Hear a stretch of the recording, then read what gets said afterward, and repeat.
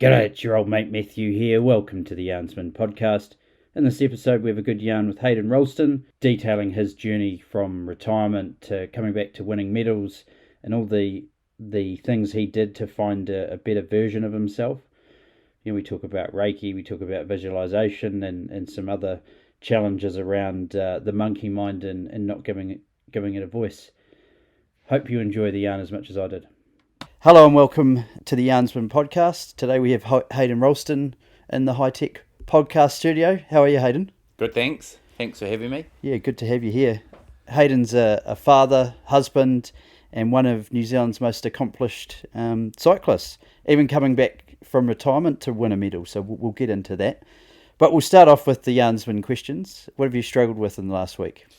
Well, I'm in real estate as a salesperson working with Harcourt's Gold, and I have actually struggled bridging the gap between what a buyer wants to pay and where a vendor wants to sell. We've got a couple of deals on the table at the moment, quite big numbers, quite big gaps, and it's you start thinking there's something wrong with you when you can't close a gap, but at the end of the day, you're also not a magician. So that's probably one thing I've struggled with. But that must be a constant struggle of anxiety, push different angles to try and woo them to the centre. Oh yeah, definitely. It's a real up and down roller coaster as real estate, but at the same time, it's really fulfilling, and you're in front of lots of people, so there's always a positive. Mm-hmm. Like yesterday, I had two auctions, and one of them the gap was too big. We haven't quite closed it yet. The other one went well past reserve. Two people wanted it. Joy on the faces of both. One stretched a little, paid more than what it wanted to pay, but he won it, so he's absolutely wrapped. His two boys that are 4 years old, twins, get to grow up on this 8,000 square metre lifestyle block, so great. You get to see it all. That's cool. What do you want to work on in the next week? Good question. For me, I am really, really trying to eat a bit better. It may not look it, but I have a very, very sweet tooth, and I feel like as soon as dinner's over, I am straight into the cupboard to get whatever chocolate I can find. And it's been a constant work on, and I've gone literally from my favourite creamy milk to dark chocolate. So okay. Yeah, I sort of scale up and down the percentages. On good and bad weeks. But again, it's that roller coaster, right? And it's probably something that I need to pay a bit more attention to. It's not because I don't feel good, but mentally it does. So does it depend on how many deals you've got that are far from the centre as to what type of chocolate you're eating? Pretty much. Yeah, pretty much. Yeah, or emotional eater. Yeah, definitely. What are you proud of? I'm proud that I have a very healthy marriage and healthy children. I'm living in a nice area, good house. I'm proud of the work I put in. Life is not easy. It hasn't been easy for me. Even though when you're when you're an athlete, a lot of people look at you like, oh, look, what a great life, and all this sort of stuff. But actually, it's never been super easy. There's just been so many ups and downs along the way. But I guess I'm really grateful to have a healthy marriage. I think that's really important for me. My parents, they actually divorced after 30 odd years. So for me, it's something that I'm proud of, and I'm going to make sure I look after it because, I want my kids to grow up with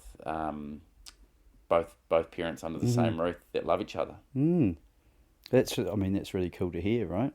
And neither at no point did you mention any of your sporting triumphs there. It's about the family and connection. That's really cool. Yeah, well, I guess the sporting stuff, that's all great, but, that comes and goes. And it's, for me, it seems like so long ago. 2008 is a long time ago. My last medal was 2008. So that's a long time ago. 2010 Commonwealth Games medal, but 2008, my last Olympic medal. That seems like an eternity. Yeah, that does. What gives you hope? That's a really good question. You can answer it. We're changing the cards slightly. What gives you meaning? I think waking up with mindset, with good energy, and trying to be that positive role model for your family. I think that for me is really important. That's what gets me up in the morning. Mm-hmm. We were just talking about mornings, and for me, I've got to actually get up. I need to be the one in control of my mornings, because if my 5-year-old son is in control of my morning, it's not good, because he's just forever tugging on your heartstrings, wanting this, wanting that, Yeah. TV on, TV off, this and that. And so for me, getting up early, making sure I do still do a lot of stuff that I used to do when I was an athlete, such as, some of the mindset stuff I do, stretching, yoga, breathing. I try and sweat every day. So all of those things, they're vital for me to get up and start the day on the right foot. That's really cool. Well, let's take a bit of a step back in time and talk about your journey with cycling. Where would you like to start there? Oh, geez. My first love of two wheels was actually BMXing. And I started on the BMX track down in Ashburton. I was, fairly handy. Nothing nationally or, anything like that. Like some of these really good cyclists now have actually come from being, world champions on the BMX. But I was not at that level. But, locally I was pretty handy. But I was only winning trophies when I was BMXing, and then I had a mate, Brad Hudson, down in Ashburton, who was racing on the velodrome. We've got a 400 metre concrete track down there, and he was winning $3 a race. This is when we must have been like 11 or 12.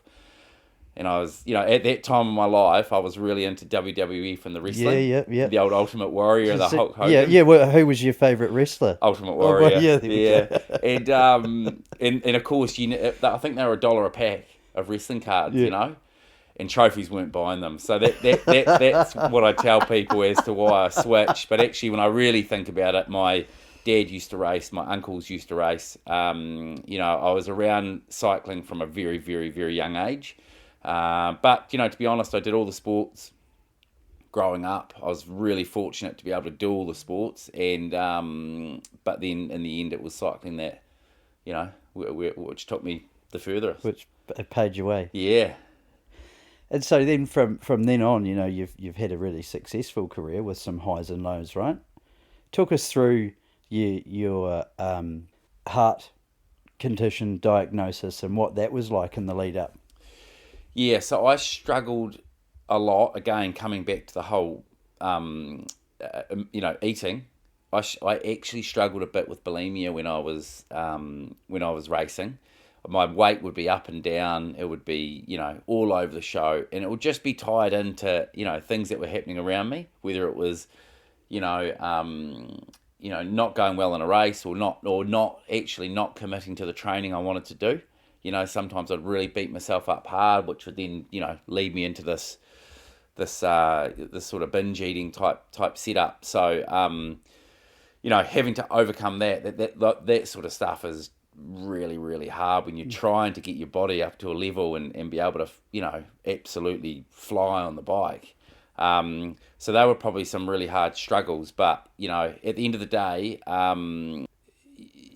you soon work out that, none of that is good. And sometimes, you have to venture down that in order to, find a better version of yourself. But the heart condition, that happened in 2006 when I was just after I come back from the Commonwealth Games. I was professional then, racing for Discovery Channel, which was Johan Brunel and Lance Armstrong, and I was in that team. But the heart condition, come just on the back of that, and I just remember out training, and all of a sudden I just started to get this, this arrhythmia, like literally going from, out there really flying. I think it happened in a race first, and I was just flying along, really going well, and then all of a sudden I just felt like I was riding in concrete. And I remember Rob Liddell, actually, the rower, one of our, most accomplished rowers, and he had something really similar. He used to say it was like rowing, putting the oars in concrete, Right.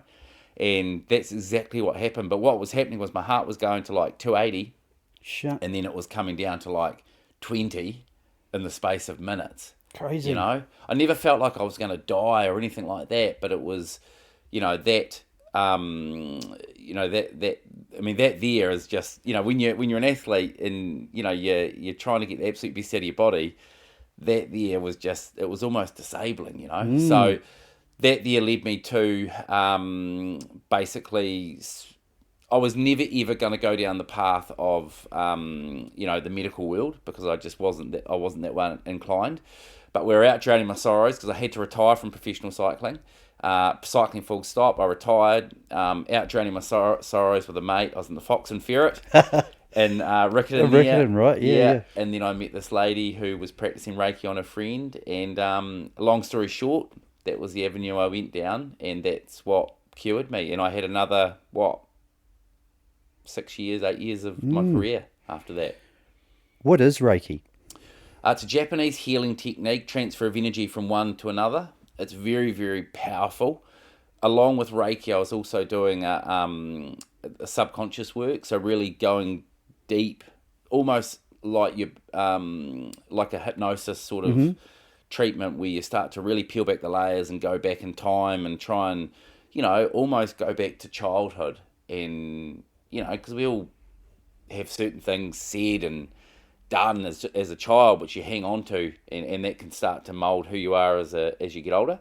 So I had to, you know, through this lady called Julie, who she ended up going to the 2008 Olympics, which is another cool story.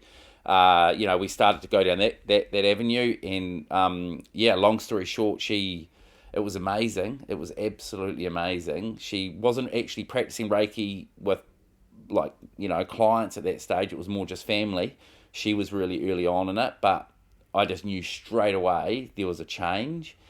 And I mean, I had lost everything. I had nothing more to lose. So I just committed to this Reiki, and it was, I mean, it healed me. No pills, no potions, healed me.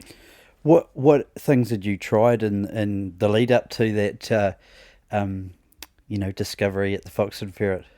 Well, I mean, you do all the medical stuff. So you go and get tested. You put the Holter monitor on. Sometimes when you have an arrhythmia, they can go in through your groin up to your heart, and they can burn the fatty deposits off your heart. But I had too many on my heart to be able to burn off. It was too risky. So that all failed. So, you know, I tried all that stuff from a medical point of view, but in the end, the specialist said, listen, there's no other, you just can't compete like this. So I had to retire, you know. So, as I said, I had nothing to lose, and I was just, she really changed my life, because she changed it in the end. She changed who I was as a person, and started really digging deep and you know, peeling back the layers and almost healing is the best way to frame it.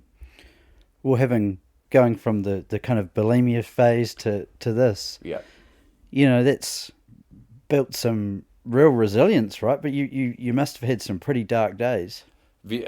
So many dark days. I mean, I remember sometimes, you know, I have racing down at Tour of Southland, which is New Zealand. It's New Zealand's premier cycle event. It goes for 1 week. It's our biggest riders have won this race. Brian Fowler, you know, who's one of our probably the best ever New Zealand cyclists. He's won that race 7 times. It's a real iconic event, and I remember being in some of my really dark phases with Tour of Southland a month away, and for 2 weeks of that month leading in, I haven't ridden my bike. You know, like, and you know, if it wasn't for my wife Susie, I probably wouldn't have got on my bike until that day of that first stage. You know, but I mean, I've had some really dark days, but when I look back now, for me, it was just about, and this is what we'll dive more into, it was just about taking that one step or doing that one pedal stroke to get moving again. And you can imagine if you're struggling with your weight as a cyclist and you've got to go and put Lycra on, it's not the most flattering. No. So it's not the most flattering anyway. It's not the most flattering anyway. And you know what I mean? So that there was, you know, it was a tough sport to be in if you struggled with your weight. But, you know, sometimes I look back now and I think, God, if only you could, like, remove yourself up and out of it, look at yourself from above, and you'd actually just see that, hey, couple of sweat sessions and you're back into it. And that was sometimes all it took. One really good session and I was like, bang, the mind was back. I was eating well again. But again, it's not for any reason all that sort of stuff happened. It was just my makeup. It was just who I was. And I had to, I probably let a lot of really good races go because of the ups and downs. But that was who I was then, It's not who I am now. I wish I could go back now and do it, because I just feel like I've come a full circle. I've learned so much more. But this is all good stuff that I can potentially pass on to others. And that's sort of, I suppose, been a big part of life since then, is the mentoring kind of coaching, right? Yeah, definitely. Yeah, and it actually relates to everybody because we all have our we've all got that demon on our shoulder, and sometimes you can't give it the voice and let it take control. Otherwise, it'll be like the 5-year-old waking you up in the morning, controlling your morning. But yeah, 100%. Like, yes, I went straight from being an athlete into coaching, which was great. I could offer that advice straight away. But then there's mentoring, and now it's just, sometimes it's more about, hey, because as an athlete, I learned a lot about visualization, really getting in there and doing it. And of course, now I'm doing it now with real estate, and it's amazing. Like, I've had some great months by really, really honing in on that visualization. So, I'm not only passing that on to athletes now, it's anybody that wants to listen because it's so applicable. Talk us through your process to do the visualization. So the way it was explained to me is it's really, really simple, and children are great at it. It's just using your imagination. You've got to use your imagination. A lot of people, a lot of athletes especially, when you ask them what they want to achieve, they'll tell you what they don't want to happen. But as soon as the more you start focusing in on what you don't want to happen, I don't want to get sick, I don't want to crash, I don't want to get second, like as soon as you start, giving that voice, that's all you're going to start attracting, So it's actually about focusing really on what you want. It's really challenging to focus on what you want. So for me, when I'm doing a visualization, like I wake up every morning now and I've got this, you think of the old U-shaped magnets. Well, I pretend one's wrapped around my waist, and it's attracting the things I want, So for me, it's a lot of it now is to do with real estate. It's to do with attracting more listings, attracting more sales, being renowned for real estate. Like, they're the things that I want in my life now. So they're different to being an athlete. But so that's one thing I do when I first wake up. But when I was competing, and what I learned and was taught from Julie, the reiki master, it was about, you first of all got to picture what you want. So it's literally the picture. Firstly, it's the movie. You got to create a movie in your head. So, and it's a black and white movie. So it's basically, it can be really short. It can, like for me, for example, Nationals here in Christchurch, which was a really, really big event. We had them 3 or 4 years here in Christchurch. We used to go up the Poor Hills. So for me, it was a really familiar territory. I could hone in really well on that race because I used to train on that course. So for me, it would be about, it was not just about visualizing winning. I had to visualize everything in the lead up. So how I woke up in the morning, I'd visualize that. I'd visualize myself on the start line next to every other competitor.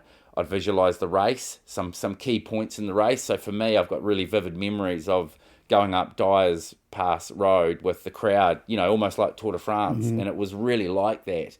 I'd visualize that. I'd visualize flying down the hill, crossing the finish line with a certain number of laps to go. And then the obvious, how I was going to win. So it was either solo or a sprint or whatever it was. I'd visualize that. Then it was the things like, hey, crossing the finish lines with my arms in the air, the obvious one. Then getting the pats on the back, family congratulating you, everyone applauding you on the podium. This sounds like a lot, but when you can break this down into a 2-minute video or in your mind, you know what I mean? Then it was front page of the press or the back page of the press. Then it was the interviews on the radio. Then it was the interviews on 1 and 3 News. Everything. The more real you can make that video, the more chance you've got of making it happen. And then what you do, and you go through this black and white video, then you turn it into colour. Then you turn it into a picture, and then you turn that picture into colour. You give it light, you give it volume, you give it everything you need to make it as real as possible. And there's been studies that have been done actually where someone's been injured and they haven't been able to compete, but they've done visualization on exactly what they wanted to happen, and when they come back, and sure enough, it happens without very little training. So it's really, really, really powerful. I love it. I mean, maybe that's what I need to be doing right now. But Yeah. that whole idea that, experience, usually helps you win or whatever like that. But this visualization is a really powerful thing. Yeah, it's the visualization. And yes, sometimes you need to do it in order to do it again and do it better. Know the lines, etc. Yeah, exactly. Yeah. But at the same time, I still believe that with the right visualization, you've got a way better chance of doing it once. And then once you do it once, you can do it again because you can really visualize it. But yeah, for me, it played, if it wasn't meeting Julie in 2006 with my heart, none of this would have ever happened because I didn't know any of that, I was a very different person pre-2006. I was quite brutal, cutthroat, and then, really, winner takes all, that sort of aggressive athlete. And then after that, after meeting Julie and sort of going through this whole healing phase, it probably took a little bit of that out of me, a little bit of that real, that killer instinct out of me, but that wasn't serving me anyway. I thought I needed it to win, but actually I didn't. It was just, I just had to try and win a different way. Does that come at a time where you're, how am I going to ask this question? Sort of lone wolf, lone ranger, going hard to thinking, actually, I do need people around to support. I do need to be part of a team. Was it that state? Was it kind of a mind shift to that to more of a team focused and support based rather than you being a lone wolf? No, not really. I mean, I felt quite alone anyway, but I preferred that. Every athlete, everybody is very unique, as you know. Some people need to be around others in order to, feel good, be successful, feel safe. Whereas I felt like I had to be by myself. I can count on my hands and toes how many times I've ridden with people in Christchurch training. It wasn't a weekly occurrence. I was always by myself. It was that time I needed. It was almost like a meditative state, Like I remember when I was training. It's crazy to think this, but I would listen 5-6 hours, one song on repeat. Right. Yeah. What was the song? Oh, I'm not even going to tell you, but it was nothing contemporary. I can assure you of that. It was Rod Stewart, something Rod Stewart. Oh, right, okay. But it was just one of those things where I could just get into the zone, Yeah. And I've since read, I don't even know why I did that. It was just how it made me feel at the time, that song. And then on repeat, I was just charging on it, In the zone, yeah. Yeah, really in the zone. But then there's been studies done on that and how it can lead to success. Yeah. So I wouldn't have thought it was going to be Rod Stewart. I know. It's whatever song makes me feel good at the time, and there's been lots of random songs. I can tell you of that. Yeah. So I think an interesting question would be, what advice would you have for people who may be going through a tough physical, mental, spiritual, social time, and the orthodox treatment or advice or whatever isn't serving them? What advice would you have for them? I'm really big on digging deep yourself. Like doing the research yourself, like looking a little bit more alternative. I don't believe the current model of medicine is right. We're almost hooked into taking a pill to heal something.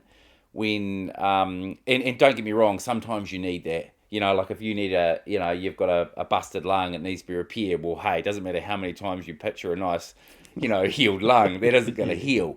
It's nothing against that side, but I do believe like the more you can learn about the body, the mind, the better you're going to be as a person. Because a lot of stuff, it still comes back to how it makes me feel. And that's one thing I always say to people: if you're struggling, like, what is the one thing that makes you feel good? What is it? Like, find that one thing. It can't be gorging on food. Yeah, 'Cause yeah, that's it going to can't- only make me can't be feel the- good for a second. And can't be trust the- me, I've been there and done that. The creamy chocolate. No, that's Can't not. be a big binge alcohol session because it might feel good at time when those nice warm fuzzies come on, but the next morning when you wake up, you're going to hate yourself and not be happy. It's got to be something that really makes you feel good, and just do that. That'll get you unstuck. You know, and then it's about remembering to keep doing it. You know, that for me, you know, if someone had told me that, and my wife was telling me that, but if someone had told me that even prior to meeting my wife, I probably wouldn't be working now. I probably would have won more races, got bigger contracts, been a property investor rather than working to sell property, you know? So they're all things I'll do in my next life. Yeah. All good learning. But look, mate, what a fantastic yarn. Lots of good stuff there, and just having that determination and curiosity to get out and find things that works for you. I love it. Yeah. I think that's what life's about. I mean, I think the more you can learn about yourself, because we're all such individuals, the more you'll get out of yourself, you know? I think if you just rely on someone to tell you what to do. I mean, kids are great. They just got such good imagination, you know? If we can just go back and be that child again, then I think the world will probably be a better place. There we go. Look at that. That's fantastic, mate. Well, we're looking forward to hearing you speak in July, and good stuff. Thank you very much. Look forward to it. Can't wait. I'll be Cheers. all tanned up after my holiday. Yeah. Good on you.